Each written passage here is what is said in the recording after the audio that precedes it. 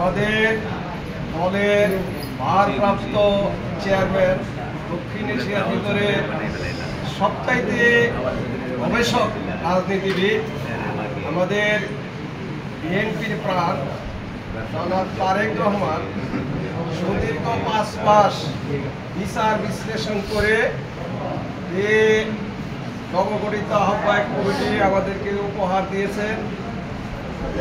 এই কমিটি উপহার দেওয়ার জন্য আমি শেরপুর জেলাবাসীর পক্ষ থেকে আমাদের দলের ভারপ্রাপ্ত চেয়ারম্যান মহোদয়কে জানাই আন্তরিক অভিনন্দন, ধন্যবাদ। সেই সাথে ময়মনসিংহ বিভাগের সাংগঠনিক টিম যারা কাজ করছেন তাদেরকেও ধন্যবাদ জানাই। সেই সাথে আমাদের বিপ্লবী নেতা, দীর্ঘদিন কারাবরণকারী নেতা এবং বিশিষ্ট শিল্পপতি, বিশিষ্ট রাজনীতিবিদ জনাব হযরত আলী এবং আমার অত্যন্ত প্রিয় যিনি গত বছর শেরপুরের ধানের শীষের এমপি ইলেকশন করছেন জনাব প্রিয়াঙ্কা, এদেরকে আন্তরিক অভিনন্দন, ধন্যবাদ জানাই। তারা অক্লান্ত পরিশ্রম করে শেরপুরবাসীকে এই একটা শক্তিশালী কমিটি উপহার দিয়েছে। আজকে আমাদের মাঝে উপস্থিত আছেন আমাদের দলের যিনি বিপ্লবী নেতা হযরত ভাই, আমার অত্যন্ত স্নেহভাজন, তিনি এই মডেল গার্লস কলেজের প্রিন্সিপাল, গতবার পৌর সভার মেয়রের নির্বাচন করছেন এবং বর্তমানে আমাদের দলের শেরপুর জেলার সদস্য সচিব, আমাদের এই তরুণ প্রজন্মের অহংকার, তিনি এমপি ইলেকশন করেছেন প্রিয়াঙ্কা, একজন রাজপথ কাঁপানো যিনি সংসদ পদপ্রার্থী, আমাদের আমাদের দলের নেতা সাবেক ডিবি জনাব শহীদুল, আমাদের মাঝে উপস্থিত আমাদের খাতা, তারপরে আমাদের মাঝে থেকে উপস্থিত আছেন অত্যন্ত গুরুত্বপূর্ণ একজন নেতা, তিনি ঢাকা কেন্দ্রীয় ছাত্র সংসদের সহসভাপতি এবং বর্তমানে আমাদের এই কমিটির সম্মানিত সদস্য সহ আপনারা যারা নাইতেবাড়ি শ্রীপতি থেকে আসছেন, আমার প্রাণপ্রিয় জিয়া পরিবারের ভাইয়েরা আমার, বোনেরা আমার, সবার প্রতি সালাম, আসসালামু আলাইকুম ওয়া রাহমাতুল্লাহি ওয়া বারাকাতুহু। আজকে আমি একটি কথা বলতে চাই, in the history of Islamic ইতিহাস, Abu Sufian is the greatest fighter in the history of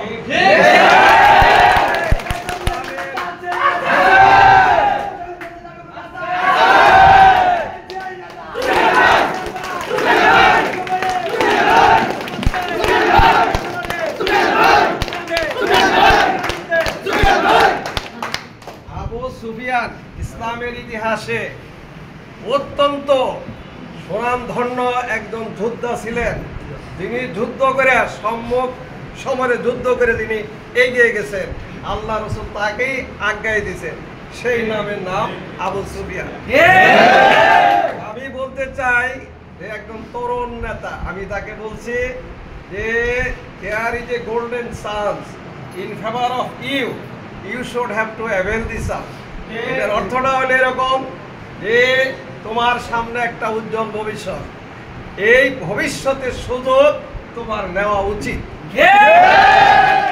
আমি বলতে চাই যে আপনারা ঈদের পরে এত কষ্ট করে আবু সুফিয়ানের নেতৃত্বে আপনারা আসছেন, আমরা শেরপুর জেলা নবগঠিত কমিটির পক্ষ থেকে আপনাদেরকে জানাই ঈদের শুভেচ্ছা। এবং আজকে আপনারা এই যে আবু সুফিয়ানকে যে নিয়ে আসছেন, আপনাদের একটা এই মনের একটা প্রবল আশা আকাঙ্ক্ষা আছে দেখেই আবু সুফিয়ানকে আপনারা সাথে করে নিয়ে আসছেন। আমি বলতে চাই আমাদের দলের যিনি সাবেক আহ্বায়ক, বর্তমানে আমাদের শেরপুরের যিনি কর্ণধার আলহাজ হযরত আলী ভাই আপনাদেরকে অনেক গুরুত্বপূর্ণ কথা বলছেন। আমার আর কথা বলার আর সুযোগই নাই, শুধু আমি একটি কথাই বলতে চাই, সেটা হলো যে শেরপুর জেলাটাই কিন্তু বিএনপির একটা ঘাঁটি। শেরপুর পুরা জেলাটাই বিএনপির একটা ঘাঁটি। শেরপুরের সদরে এমপি হবে ইনশাআল্লাহ বিএনপি। ইনশাআল্লাহ বাড়িতেও হবে যদি আপনারা ঐক্য এবং শ্রীবর্দিতেও হবে যদি আমরা শ্রীবর্দিতে একটা বিপ্লবী পরিবর্তন আনতে পারি, তাইলেও কিন্তু শ্রীবর্দিতেও বিএনপির এমপি হবে ইনশাআল্লাহ। এই তিনটা সংসদীয় এলাকাতে যদি আমরা শেরপুর থেকে শুরু করি, আমরা যদি শেরপুরের এমপিটা যদি আমরা আগে আনতে পারি, তারপর বাকিগুলা অবশ্যই আসবে ইনশাআল্লাহ। শেরপুরেরটা আনার ব্যাপারে আপনাদেরও একটা ভূমিকা থাকবে। রাস্তাঘাটে, হাটে, বাজারে, বন্দরে, ক্ষেত কর্মে, কাজে কর্মে আপনারা একটা সাউন্ড তুলবেন। এই শেরপুরের যিনি সংসদ সদস্য হিসাবে প্রিয়াঙ্কাই পাক আর হযরত আলী ভাই পাক, তারা দুইজনের মধ্যে একজন পাবে। হ্যাঁ, প্রিয়াঙ্কা ফাইনাল। আচ্ছা আচ্ছা, প্রিয়াঙ্কা ফাইনাল হইলে তাহলে একজন রাজপথ কাঁপানো নেত্রী, বিপ্লবী নেত্রী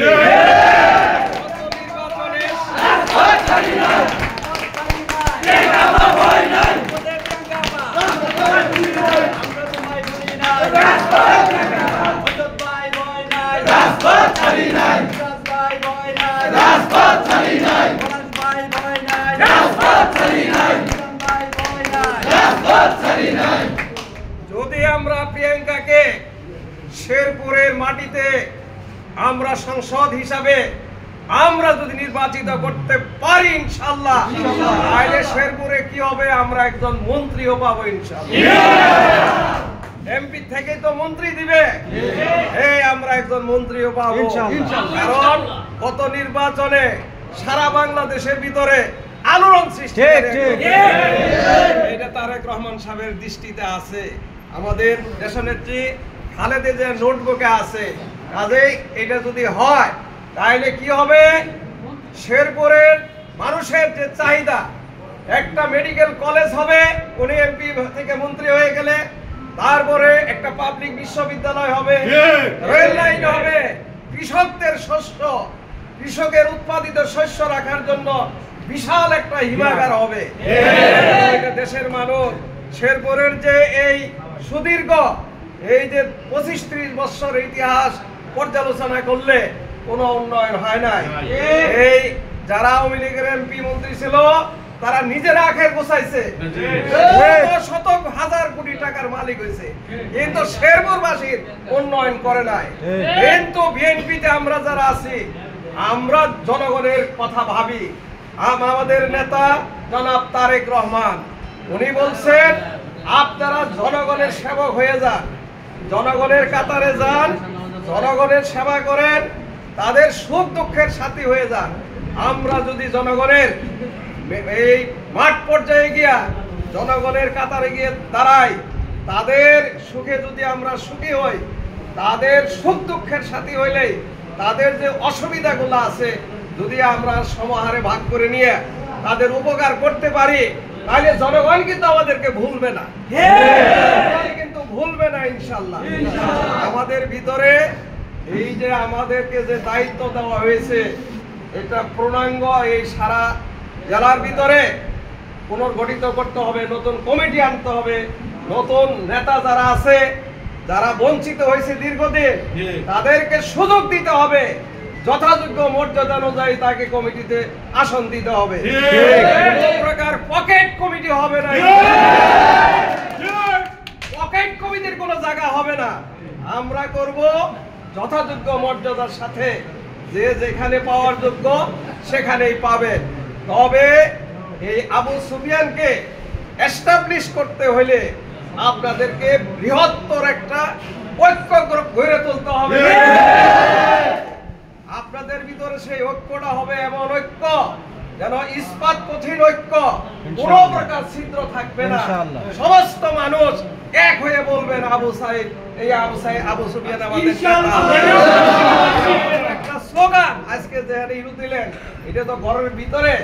এই স্লোগান আপনাদের নাইলতেবাড়ি নকলায় হাটে বাজারে রাস্তাঘাটে তুলতে হবে, আওয়াজ তুলতে হবে। যদি আপনারা তুলতে পারেন তাহলে আবু সুফিয়ান আগামীতে এমপি হবে ইনশাআল্লাহ। আমি আমার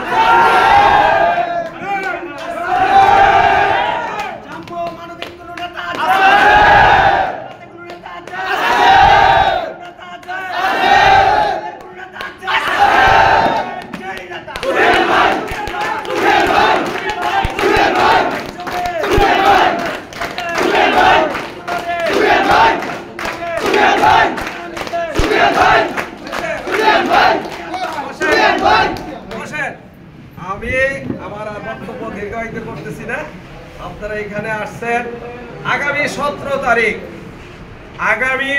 তারিখ আপনারা এখানে স্লোগান দিচ্ছেন যে সিরাজ পলাশ পরিষদ সবার সেরা পরিষদ। এই যে কথাটা শেরপুরবাসীকে জানান দিতে হবে।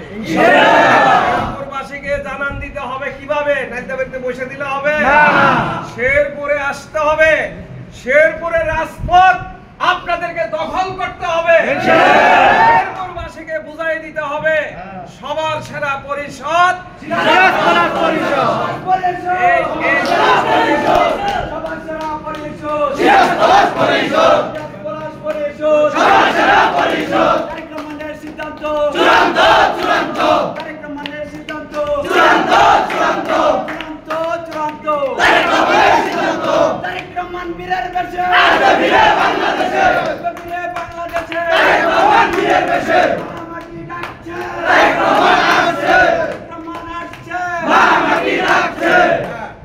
আমাদের এই যে আপনাদের আহ্বায়ক কমিটি যেটা সিরাজ পলাশ পরিষদ, এটা কিন্তু তারেক জিয়ার পরিষদ।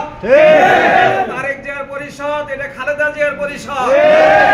এই পরিষদ হযরত আলী সাহেবের পরিষদ। এই পরিষদ প্রিয়াঙ্কার পরিষদ। এই পরিষদের প্রতি আপনাদের সকলের অকুণ্ঠ সমর্থন আছে ইনশাআল্লাহ।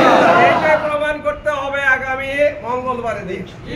আপনারা সকলেই একেবারে সবাইকে সাথে নিয়ে এলাকাবাসী, আমাদের যারা সমর্থক আছে, নেতাকর্মী যারা আছে, সবাইকে সাথে নিয়ে ইনশাআল্লাহ একদিন আইসা শেরপুরবাসীকে আপনারা জানিয়ে দেন যে আমরা এই পরিষদ সবার সেরা পরিষদ। এইটুকু দায়িত্ব, পবিত্র দায়িত্ব পালন করার জন্য আপনাদের প্রতি আমার স্বনির্বন্ধ অনুরোধ থাকলো।